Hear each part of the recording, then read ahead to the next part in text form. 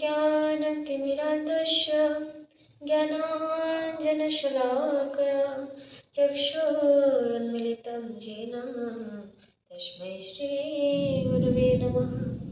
नमो विष्णुपादाय तीर्थपथप्रदर्शिने श्रीमते भक्तिसम्पत्तीर्थगोस्वामिति नामिने। वाञ्छाकल्पतरुभ्यश्च कृपासिन्धुभ्यैव च पतितानां पावनेभ्यो वैष्णवेभ्यो नमो नमः। श्रीकृष्ण चैतन्य प्रभु नित्यानंद श्री अद्वैत गदाधर श्रीवासादि श्रीगौरभक्तवृंद। हरे कृष्ण कृष्ण कृष्ण हरे हरे, हरे राम राम राम हरे हरे। हरे कृष्ण प्रिय भक्तगण, শ্রী হরিদাস ঠাকুর, যাকে আমরা সবাই নামাচার্য বলে জানি, কারণ তিনি প্রতিদিন 3 লক্ষ নাম জপ করতেন এবং তাই মহাপ্রভু শ্রী চৈতন্যদেব তাকে নামাচার্য বলে যুক্তি করেছেন। শ্রী হরিদাস ঠাকুরের শ্রী বিরহ উৎসব তিরোভাব তিথি এবং ওনার চরণে কিছু বাক্য পুষ্পাঞ্জলি আমরা নিবেদন করব। তিনি বাংলাদেশের যশোহর জেলার বুড়োর নামে একটি গ্রামে এক মুসলিম পরিবারে জন্মগ্রহণ করেন। তিনি ছোটবেলা থেকে হরিনামে জপের প্রতি তার বড়ই আসক্তি ছিল। তাই সে যখন একটু বড় হলো, বাল্যকালে তার মনে বৈরাগ্যের উদয় হলো এবং তিনি একটি বনে গিয়ে সেখানে কুটির স্থাপন করে সেখানে ভজন করতে শুরু করলেন। তিনি প্রতিদিন উচ্চস্বরে ভজন করতেন, হরিনাম জপ করতেন। তাই শুনে তাকে অনেকে জিজ্ঞাসা করতেন যে তুমি কেন এত উচ্চস্বরে নাম জপ করো। তো একদিন পাণ্ডিত্যাভিমানী পাষণ্ডী ব্রাহ্মণ সবার মধ্যে শ্রী হরিদাস ঠাকুরকে ডেকে বলতে লাগলেন, ওহে হরিদাস, তুমি হরিনাম উচ্চস্বরে করো কেন? শাস্ত্রে তো মনে মনে করতে বলা হয়েছে। তার উত্তরে শ্রী হরিদাস ঠাকুর তদুত্তরে বললেন, পশু পক্ষী কীট আদি বলিতে না পারে, শুনিলে হরিনাম তারা সবে তরে, জপিলে কৃষ্ণ নাম আপনি সে তরে, উচ্চ সংকীর্তনে করে উপকার করে, অতএব উচ্চ করে কীর্তন করিলে শত গুণ ফল হয় সর্বশাস্ত্রে বলে। তো তার উত্তরে শ্রী হরিদাস ঠাকুর বলতেন যে হরিনামে মহিমা বড়ই অদ্ভুত, যে এই হরিনাম শুধু কানে শুনে তারও উদ্ধার হয়ে যায়। আর এই বনে অসংখ্য জীব জন্তু কীট পতঙ্গ উপস্থিত আছে। তাই আমি উচ্চস্বরে এই কারণে নাম জপ করি, কারণ তারাও যদি কানে আমার এই হরিনাম জপ শুনে তাহলে তারা উদ্ধার পেয়ে যাবে। তাই শ্রী হরিদাস ঠাকুর এইরূপ বাস্তব সিদ্ধান্ত শ্রবণ করে সেই পাপমতী ব্রাহ্মণ অসহিষ্ণুতাতে বলতে লাগলো, কলিতে শূদ্রগণ বেদ পাঠ করবে। এখন তো তাই দেখছি, হরিদাস দর্শন কর্তা হলো শ্রী হরিদাস ঠাকুর এই সমস্ত কথা শ্রবণ করে নীরবে সভা ত্যাগ করলেন। কয়েকদিন পরে সেই যে দুষ্ট ব্রাহ্মণটির গলিত কুষ্ঠ হলো। বৈষ্ণব অপরাধের ফল হাতে হাতেই তিনি পেলেন। শ্রী হরিদাস বৈষ্ণব দর্শন ইচ্ছা করে নবদ্বীপে এলেন। তাকে দেখে বৈষ্ণবগণ খুবই আনন্দ হলেন। শ্রী অদ্বৈত আচার্য হরিদাসকে প্রাণের সমান ভালোবাসেন। হরিদাস ঠাকুরের বড়ই প্রচার হতে লাগলো, অনেক তার ভক্ত হতে লাগলো, তাকে সবাই শ্রদ্ধা করতে লাগলো। কিন্তু কিছু কিছু মানুষ তার প্রতি ঈর্ষা হতে লাগলো ওনার প্রতি। তার মধ্যে ছিলেন জমিদার রামচন্দ্র খান। তিনি সেই হরিদাস ঠাকুরের প্রতি ঈর্ষান্বিত হয়ে এক সুন্দরী বা বৈশ্যা মহিলাকে অর্থের লোভ দেখিয়ে শ্রী হরিদাস ঠাকুরের ভজন ভঙ্গ করার জন্য তার কুঠিরে পাঠালেন। সেই মহিলাও অর্থের লোভে হরিদাস ঠাকুরের ধ্যান ভঙ্গ করার জন্য রাত্রে সুন্দর ভেষে হরিদাস ঠাকুরের কুঠিরে উপস্থিত হলো এবং অনবরত 3 রাত্রি ধরে হরিদাস ঠাকুরের ধ্যান ভঙ্গ করার সে চেষ্টা করল। তার সমাধি নষ্ট করার চেষ্টা করে তাকে কামে প্রবৃত্ত করার চেষ্টা করল, কিন্তু সেই কাজে কিছুই করতে পারল না। হরিদাস ঠাকুরকে সামান্য বিচলিত পর্যন্ত করতে পারল না। উপরন্তু হরিদাস ঠাকুরের অনবরত হরিনাম জাপের প্রভাবে সেই মহিলার অন্তঃকরণ শুদ্ধ হতে লাগলো। এরপর চতুর্থ রাতেও সে হরিদাস ঠাকুরের কুঠিরে পৌঁছালো, কিন্তু সেদিনকে সে দেখল যে হরিদাস ঠাকুর গভীর ধ্যানে মগ্ন এবং তার চোখ দিয়ে অশ্রুপাত হচ্ছে। তাই দেখে সেই মহিলার মন পরিবর্তন হয়ে গেল। সে হরিদাস ঠাকুরের চরণে পড়ে ক্ষমা চাইতে লাগলো। বললেন যে, হে মহাত্মা, হে পুণ্যাত্মা, আমি বড়ই পাপী। এই পাপিনীকে আপনি ক্ষমা করুন, আমাকে আপনি আপনার শরণে নিন।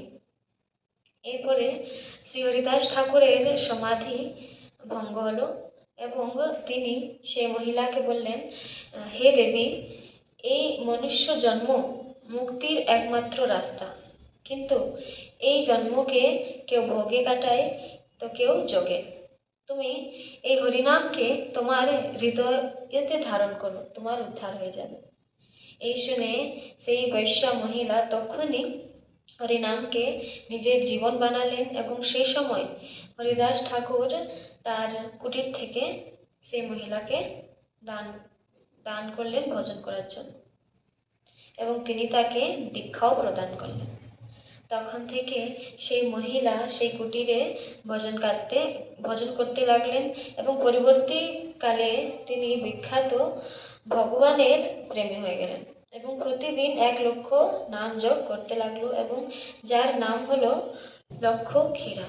এরপর শ্রী হরিদাস ঠাকুর আবার প্রচার করতে লাগলেন এবং সেই সময় তার কিছু মুসলিম তারা হরিদাস ঠাকুর থেকে ঈর্ষা করে সেখানকার কাজী বাদশার কাছে গিয়ে লালিশ করলো যে মুসলিম হয়ে সে হিন্দু ধর্মের প্রচার করছে, যদি এমনই চলতে থাকে তাহলে হিন্দুরা শক্তিশালী হয়ে উঠবে এবং মুসলমানদের জন্য সেটা ভালো হবে না। বাদশাহ এই কথা শুনে শ্রী হরিদাস ঠাকুরকে গ্রেফতার করার কথা বললেন। সিপাহীরাও হরিদাস ঠাকুরকে গ্রেফতার করে কারাগারে নিক্ষেপ করল এবং এই খবর যখন শ্রী হরিদাস ঠাকুরের ভক্তদের কাছে পৌঁছালো তখন কি হলো, ভক্তরা অনেক কষ্ট পেল এবং কাজের প্রতিবাদ জানালো। অপরদিকে হরিদাস ঠাকুর যখন কারাগারে থাকাকালীন অবস্থায় তার নাম জাপের প্রভাবে সেই কারাগারের যত বন্দীরা ছিল তারা কি করলো না, তারাও ভক্ত হয়ে যেতে লাগলো। সেই দেখে কিছু উপায় না দেখে সিপাহীরা কি করলো, আবার তাকে কাজীর কাছে নিয়ে গেল এবং কাজী বলল যে, হরিদাস, আমরা হিন্দুদের ঘরের জল পর্যন্ত গ্রহণ করি না, আর তুমি মুসলমান হয়ে মুসলমানের ঘরে জন্ম নিয়ে একই কাজ করছো, এটা তোমার পাপ, যার দ্বারাই তোমার শাস্তি হবে। আর এই শাস্তির থেকে বেরোনোর একমাত্র উপায় যে তুমি কলমা পড়ো, তাহলে তোমার শাস্তি দূরীভূত হয়ে যাবে, তোমার পাপের থেকে তুমি উদ্ধার হয়ে যাবে। এই শুনে হরিদাস ঠাকুর বললেন যে ভগবানের আদালতে সবাই সমান, আমরাই মানুষরাই তাকে বিভিন্ন ধর্মে বিভক্ত করেছি। তার চোখে যখন আমি দোষী নই, তখন আপনার চোখে আমি কি করে দোষী হয়ে গেলাম? এই শুনে কাজী রেগে গেল। সে বলল হয় তুমি কলমা পড়বে, না হয় তোমার আমি শাস্তি দেব। তো হরিদাস ঠাকুর বললেন, খণ্ড খণ্ড হয় দেহ, যাই যদি প্রাণ, তবু আমি বদনে না ছাড়িব হরিনাম। হরি বল। তিনি বললেন, শ্রী হরিদাস ঠাকুরের এই রকম দৃঢ় বাক্য শুনে কাজী বলতে লাগলেন, একে 22 বাজারে পিটিয়ে পিটিয়ে মারতে হবে। 22 বাজারে মারলেও যদি না মরে, তবে বুঝবো যে জ্ঞানীরা সত্য কথা বলে। এবং দুষ্ট কাজীর পরামর্শে পাপমতী মূলকপতি হরিদাস ঠাকুরকে 22 বাজারে মারতে আদেশ দিলেন। অমনি জবনগণ হরিদাস ঠাকুরকে ধরে নিয়ে বাজারে বাজারে মারতে লাগলো। হরিদাস ঠাকুর বলেন, কৃষ্ণ কৃষ্ণ স্মরণ করেন হরিদাস, নামানন্দ দেহ দুঃখ না হয় প্রকাশ।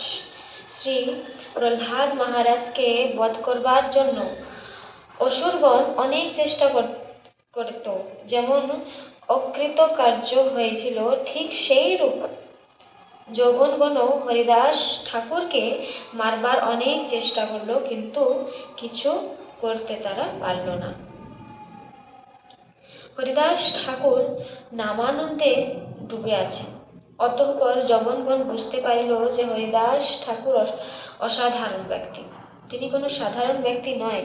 তখন অনুনয় করে বলতে লাগলে, হরিদাস, আমরা বুঝতে পেরেছি তুমি যথার্থ সাধু পুরুষ, তোমাকে কেহ কিছু করতে পারবে না, কিন্তু মূলকপতি এই কথা বুঝবে না, সেই আমাদের প্রাণ নাশ করবে।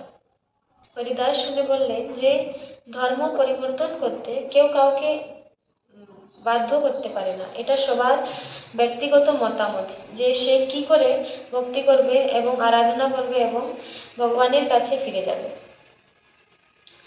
আমার শাস্তি দিতে হয় দিন, কিন্তু আমার এই দেহ টুকরো টুকরো হয়ে গেলেও আমি হরিনাম ছাড়ব না। বেশ, কাজী সিপাহীদের হুকুম দিলেন এবং 22 বাজারে নিয়ে গিয়ে অনেক তাকে মারামারি করেন। তো এই ঘটনা যখন হরিদাস ঠাকুর জানলেন যে আমার জন্য এই সেনারা শাস্তি পাবে, তখন তিনি শ্বাসবায়ু প্রাণকেন্দ্রে স্থাপন করলেন এবং সেই মূর্ছিত অবস্থায় সেখানে পড়ে যান। সবাই ভাবলেন যে হরিদাস ঠাকুর এখন মারা গেছে।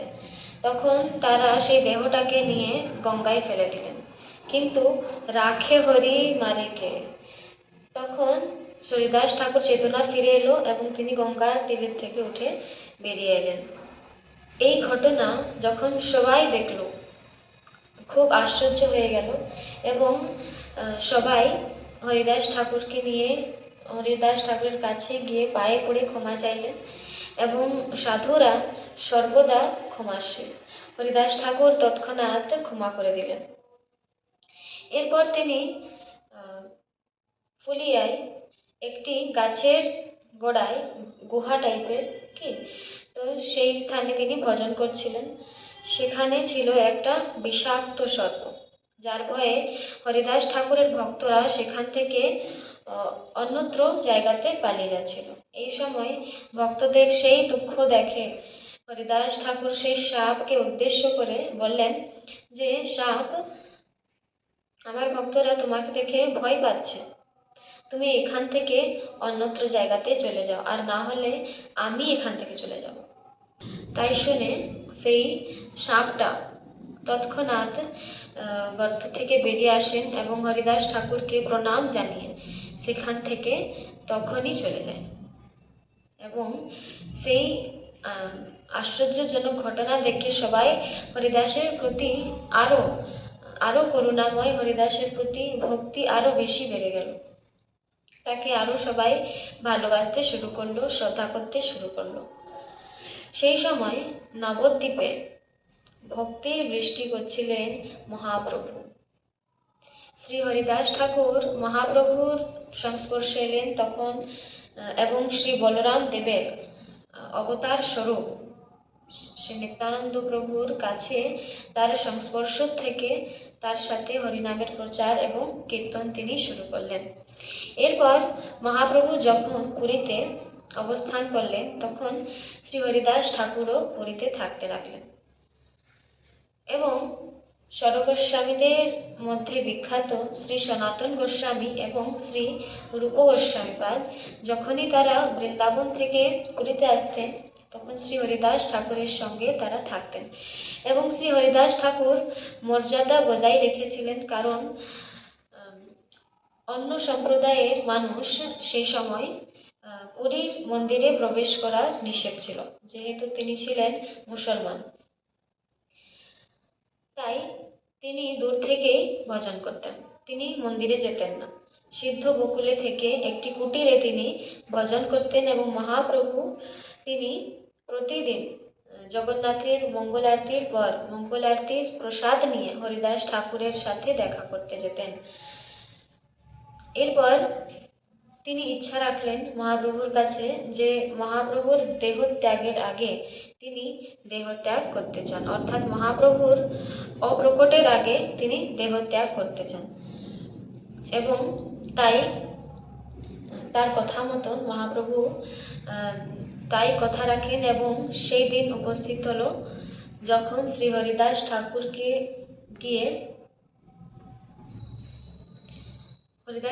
ঘিরে কীর্তন করছিল সবাই এবং মহাপ্রভু তার গুণগান করছিলেন এবং তার ইচ্ছে ছিল হরিদাস ঠাকুরের যে মহাপ্রভুর চরণ তার বুকে থাকবে এবং সেই সময় সে দেহত্যাগ করবে।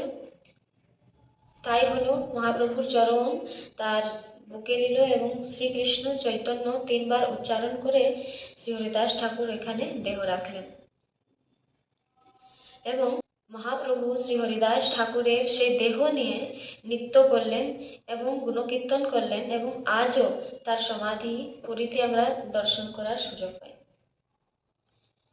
তো এই ছিল শ্রী হরিদাস ঠাকুরের কিছু জীবনী, যেটা আজকে শ্রী হরিদাস ঠাকুরের শ্রী বিরহ তিথি, তিরোভাব তিথি, যার উপলক্ষে ওনার শ্রীচরণে আমার এই বাক্য পুষ্পাঞ্জলি আমি নিবেদন করি এবং ওনার থেকে আমরা এইটুকু প্রার্থনা করি যেমন উনি আমাদেরকে কৃপা করেন যেন আমাদেরও মতি রতি শ্রীকৃষ্ণর চরণে লেগে যায় এবং শ্রীকৃষ্ণের চরণে আমরা সেবা লাভ করতে পারি, ভক্তি লাভ করতে পারি। ধন্যবাদ। হরে কৃষ্ণ।